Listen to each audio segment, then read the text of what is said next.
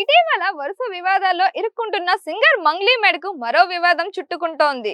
Farm house లో drugs party, అధిక వడ్డీ పేరుతో చేసిన ఘరానా మోసాలు వంటి కేసుల విషయాల్లో వార్తల్లో నిలిచిన ఈ జానపద గాయని మంగ్లీపై సోషల్ మీడియాలో మరో ఇష్యూ లేవదీశారు నెటిజన్లు. అయితే కొద్ది కాలం క్రితం ఓ కార్యక్రమంలో తెలంగాణ సాయుధ పోరాటంలో రాష్ట్రాన్ని ఒక ఊపు ఊపిన మా భూమి సినిమాలన్నీ బండెనుక బండి గట్టి 16 బండ్లు గట్టి అనే పాట పాడారు.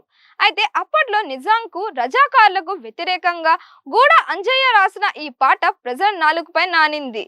ఈ పాట వెనుకలో ఉన్న పెయిన్, ఎమోషన్ అర్థం చేసుకోకుండా పార్టీల్లో పబ్బుల్లో పాడినట్టు డాన్స్ చేస్తూ మంగ్లీ ఈ పాట పాడటంపై మరోసారి విరుచుకుపడుతున్నారు నెటిజన్లు.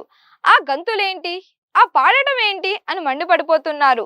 ఈ కార్యక్రమం గతంలో జరిగిందే అయినప్పటికీ తెలంగాణ అవతరణ దినోత్సవం సందర్భంగా మరోసారి తెర మీదకి వచ్చి రచ్చకు ఎక్కింది. తక్షణమే మంగ్లీ తెలంగాణ సమాజానికి క్షమాపణ చెప్పాలని నెటిజన్లు డిమాండ్ చేస్తున్నారు.